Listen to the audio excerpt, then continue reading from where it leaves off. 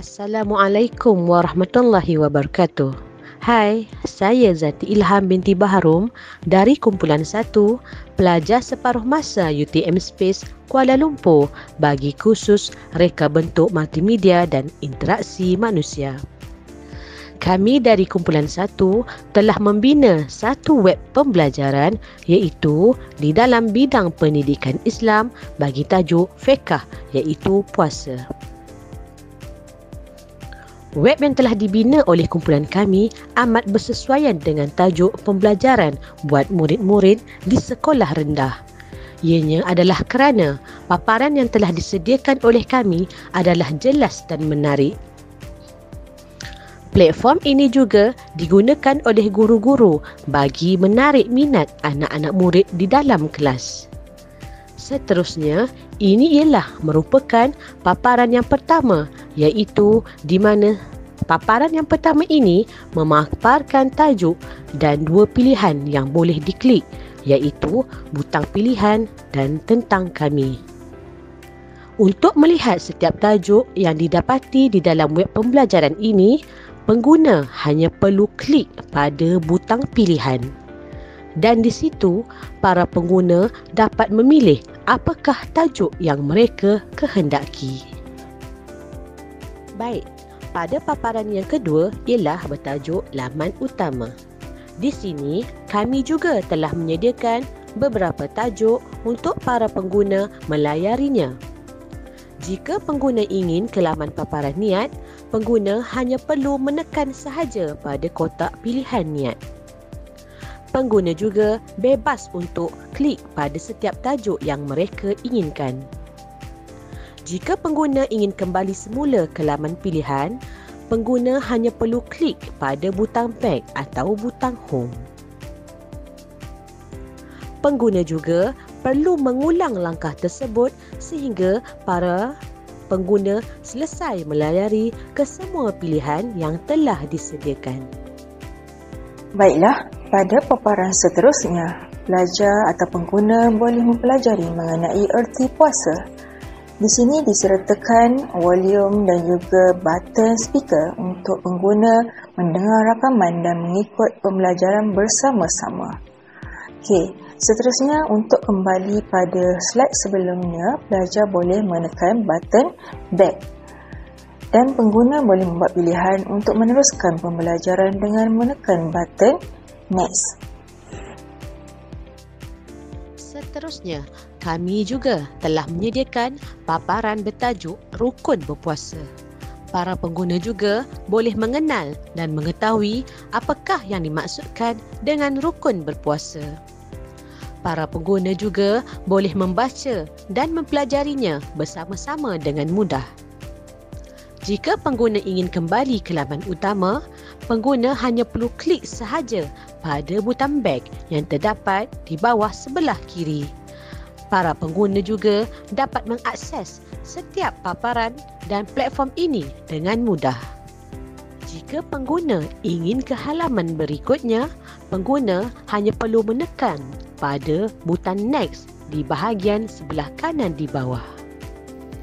Pada paparan seterusnya, pelajar akan didedahkan dengan hukum berpuasa pada bulan Ramadan. Jika diteliti pada paparan ini, terdapat butang speaker untuk pelajar dan pelajar boleh mengikuti bacaannya bersama-sama dengan guru apabila pelajar menekan button speaker di bawah. Seterusnya, pelajar boleh menekan button next untuk paparan seterusnya. Baiklah, pelajaran seterusnya ialah berkenaan dengan syarat sah dan syarat wajib berpuasa. Jika lihat pada paparan ini, pelajar boleh memilih topik pelajaran yang ingin pelajar mempelajari. Oleh itu, pelajar boleh menekan button sama ada ingin belajar syarat sah atau syarat wajib berpuasa. Baiklah, paparan seterusnya ialah berkenaan dengan syarat sah puasa. Jika lihat pada paparan ini, terdapat button play untuk pelajar melihat video nyanyian berkenaan dengan syarat sah puasa. Pelajar boleh mengikuti nyanyian tersebut untuk lebih mudah mengingati topik pelajaran ini. Dan pelajar juga boleh menekan button next untuk paparan tajuk pembelajaran yang seterusnya. Pelajaran seterusnya ialah berkenaan dengan syarat wajib berpuasa. Di paparan ini terdapat gambar yang boleh menarik perhatian pelajar untuk memahami topik pelajaran tersebut. Malah, terdapat juga button play untuk pelajar lihat video penerangan bagi memudahkan pelajar lebih memahami topik ini. Pelajar juga boleh menekan button next untuk topik pelajaran yang seterusnya. Seterusnya, pelajar dibawa ke paparan yang menerangkan bagi hukum ketika berpuasa. Pelajar hanya perlu menekan butang untuk mengetahui penjelasan bagi setiap hukum yang dinyatakan. Sebagai contoh, pelajar menekan butang sunat dan pelajar akan dibawa ke paparan seterusnya. Untuk kembali kepada hukum perkara lain, pelajar hanya perlu menekan semula butang back untuk mengetahui perkara-perkara makruh serta perkara-perkara yang membatalkan ketika berpuasa. Pada paparan seterusnya, pelajar akan didedahkan dengan perkara sunat ketika di bulan Ramadan. Jika diteliti pada paparan ini, terdapat 4 perkara sunat yang akan diterangkan kepada pelajar dan pelajar diminta untuk menekan setiap perkara-perkara sunat dan juga akan dijelaskan oleh guru yang mengajar dan diminta pelajar untuk mengikuti bacaan tersebut.